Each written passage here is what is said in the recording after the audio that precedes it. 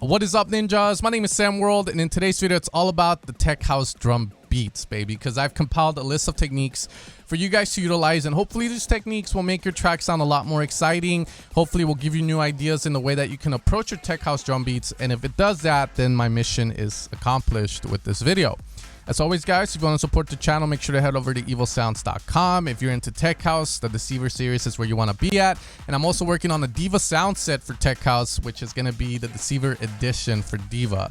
With that being said, let's get straight into these techniques. The first technique to improve your tech house drums is accentuation. Now, this is something very simple, but I feel like a lot of people don't do it enough. And, you know, I host a feedback stream every Thursday, and I don't hear this done enough. But this can literally make your tracks just sound a lot more exciting and a lot more tasteful to listen to.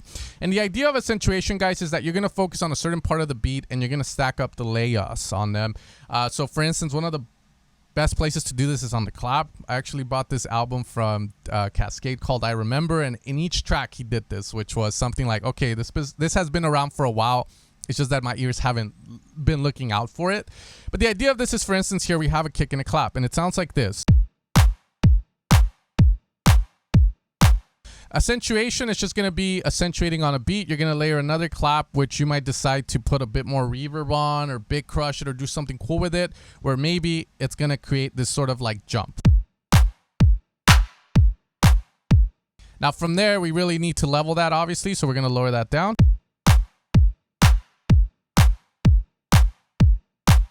Okay, and then from there, we can just have that going like so.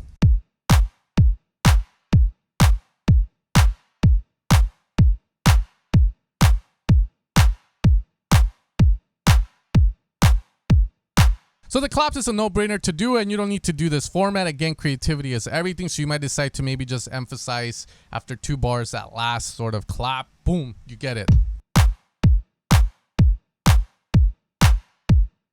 And it's something so little, but you can hear it a lot in a lot of tracks, so look out for it next time. Now, the other place we can do this, of course, is going to be in our open hats as well. Let's say that we have something like this.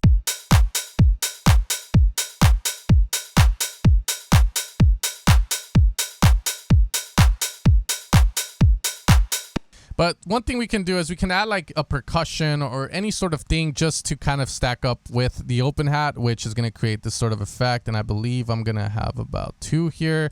And again, this is just getting creative, switching off every now and then.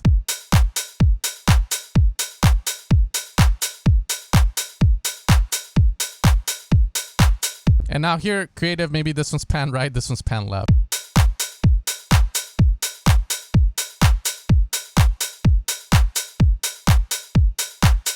Last final thing I'll say with accentuation is the fact that if maybe you have very mono-driven drums, you can have the accentuation be wide or panned in order to create a bit of width naturally and not do it to your main elements, as the accentuations are usually just going to be supplementary stuff in order to make the beat feel more alive rather than just but it's.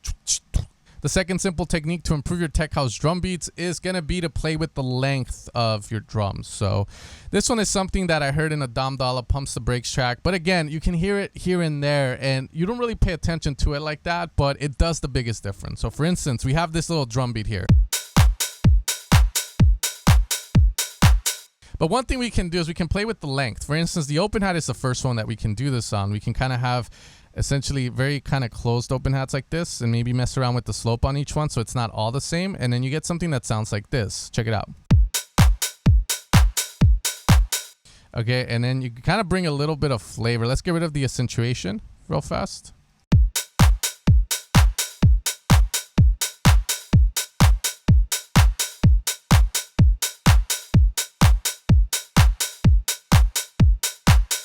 Okay, another place to do this, and again, you probably don't want to overdo this trick too much because obviously here you can kind of see maybe that might be a little bit too much, but again, you can kind of retrospect it, like kind of get a little bit more open, so it still sounds like you're doing it, but there's more energy, more sustained to the open hat.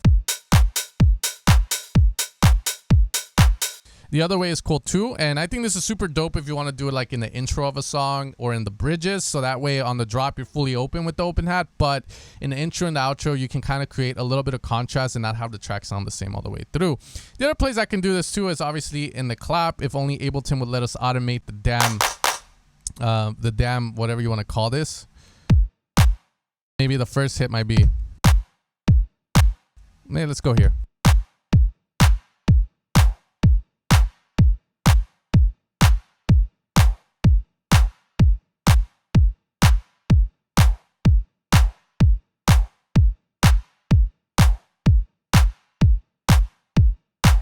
Again, you get the idea of that in order to kind of create a little bit of like dynamic changes to the sound so that, again, it doesn't sound fucking robotic and boring. So playing around with the lengths is something that you can do. Easily done. Obviously, the hardest thing about it is where do you do it? When do you do it? So again, just play around, and if it feels right, then it is right. The next technique to improve your tech house drums is to utilize loops to fill in the gaps. Now, I know there's going to be that one guy out there that's like, loops is cheating. If you use loops, you ain't doing it right, you fucking cheater. I'm better than you because I utilize samples that weren't even made by me to make my own drum loops. Hopefully this isn't considered cheating for you, but me personally, I don't think drum loops is considered cheating, but I definitely feel like you can shoot yourself in the foot with it. So for instance, here, I'm going to put this drum loop, top loop number 5 from Deceiver Volume 3, which is going to sound like this on top of everything. But as you hear it, personally, me, what I like is the percussion of it and what it adds to this whole like little loop I have. But the problem with it, it's kind of making my own drums just kind of like, and you're going to run into issues when you master if you have a bunch of different drum loops with different claps and drums. So what you do in order to combat this is you're going to go into the unforbidden section of your sample here, because not a lot of people go here. You're going to go mixer, clip, and then you're going to go track volume. From there, the idea is to kind of get the parts of the drum loop that you like. For instance, if we hear it, I don't want the clap, so I can kind of get rid of that. I don't want the open hat because I already have mine. However, I can use it to accentuate it if that's something you want to do with it. So I'm going to get the parts that I like. And from there, you kind of scope out the beat that you want from it. Maybe this guy here can be in it too. Nope, we don't want that clap, so we're just going to get rid of it. And again, you're kind of using it as a jigsaw puzzle, just kind of figuring out the groove that you want.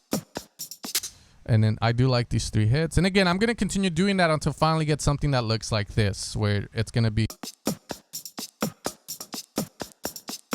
Because that's what I wanted from it. And from there, we're going to put it into the song.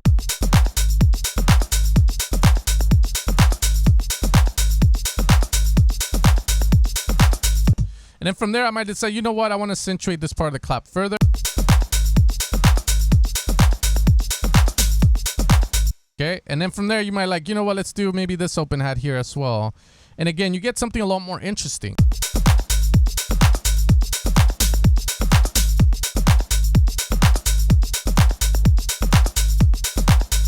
Okay, so utilizing drum loops is super cool, and this technique was done by Armin van Buren. I saw this in a Future Music magazine where he was showing one of his tracks, and it was funny because he works in Logic, but he had Ableton open with a shit ton of drum loops, and this is something that he showed that he does a lot, which I find super cool in order to just get like cool drum loops, utilize loops in a different way, a creative way where you can feel like you actually, this is yours. You're just using other people's material in order to kind of make it work.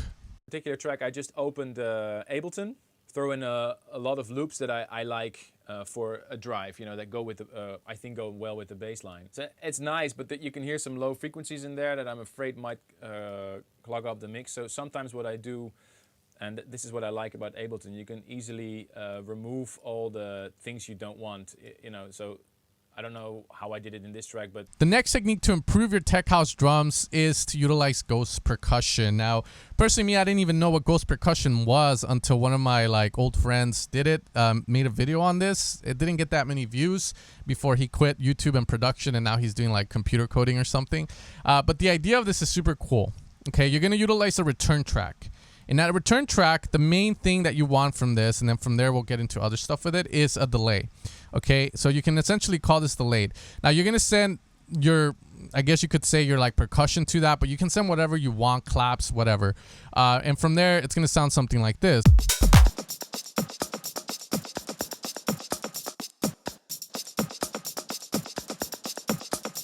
So from there, we can play around here with obviously the filtering.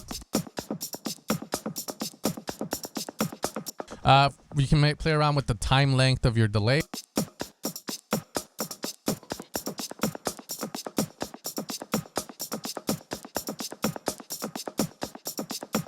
Let's say I like that. Then from there, we're going to put a bit of reverb to push it to the back of the mix. So we're going to create a bit of depth.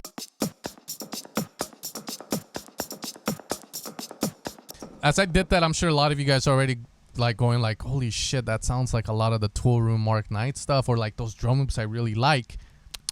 Okay, anyways, from there, we're going to put an EQ8 and then kind of EQ it however you want.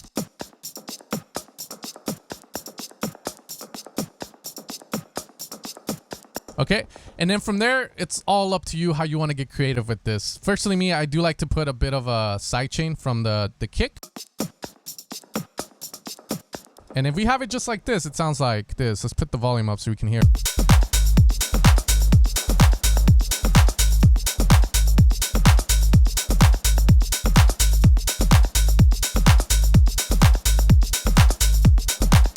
Okay, from there you can put a ping pong so it gets width.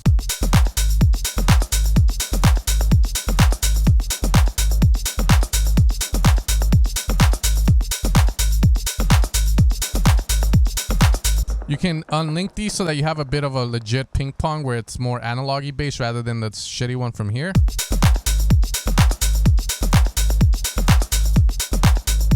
I mean, this technique is super badass and you can use it in so many ways. It's so crazy. But from here, I'm going to put more reverb. I'm going to maybe a little bit more highs. But from there, what if I want to put an auto pan to this so it kind of goes left and right?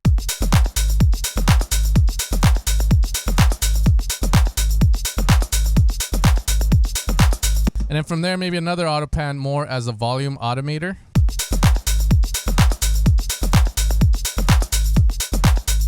With a bit of randomness to the rate, not exactly synced, but more like just randomized.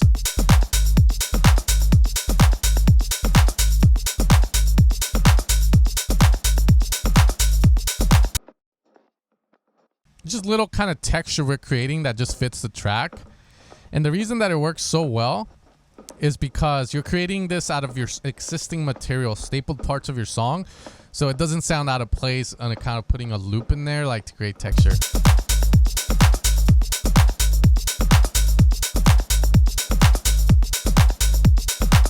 From there, again, what you decide to do with technique is up to you. The technique is this, but you can get creative. I don't fucking know. For some reason, you're like, you want to fucking big crush this shit, by all means. Maybe you want this. I mean, that's the cool thing about the technique. You can make it your own by just doing. But if you just want this, this helps in just getting the track to sound fuller.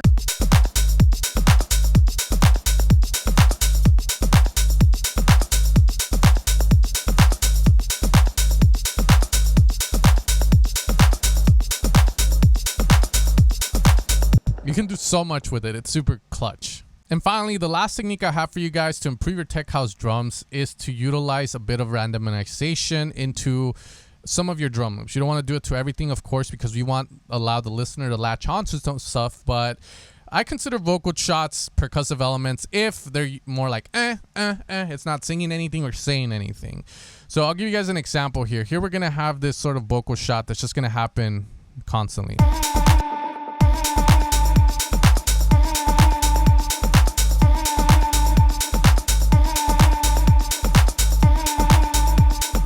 Yo te quiero, mamacita, dame tu cosita, mamacita.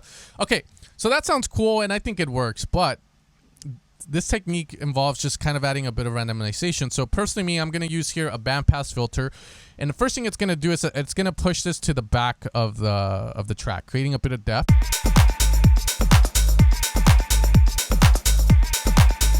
But that still doesn't sound that clutch to me. So from there, I'm going to utilize an LFO MIDI from Max for Life. And what this is going to do is we're actually going to, I'll redo it just so you guys can see how it works. Is we're going to run that. We're going to map it to our frequency. And we don't want to use it like that, but we're going to lower down that depth so we're not going ape shit, and then lower down the rate so it's slowly moving.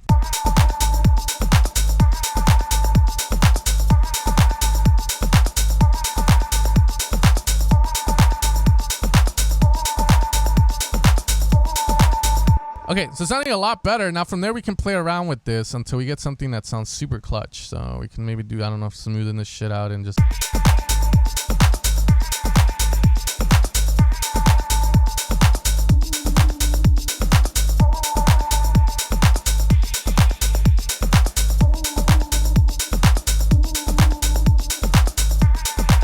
Pero tu cosita, mamacita.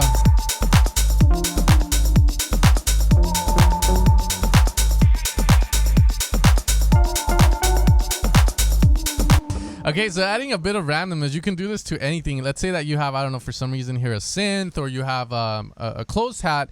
Again, this all works. And the cool thing about Ableton is some of the stuff will include LFOs in it. Like for instance, the last one I'll show before we call it a day is utilizing, again, the auto filter. You can do this with an auto filter as well, where you're constantly having these sort of shifts in it. And that damn auto filter, where the fuck are you at? It's going to be in EQ and filters. And we can kind of do this where we run this.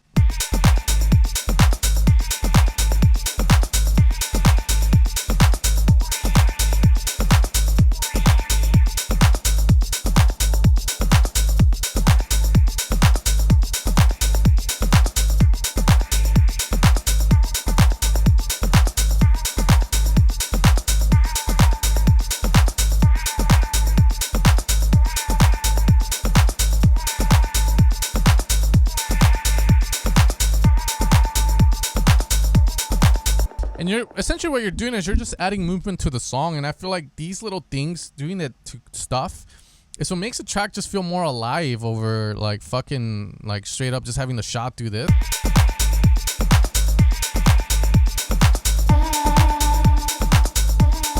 I mean, even just a change to the low pass maybe, and not too much.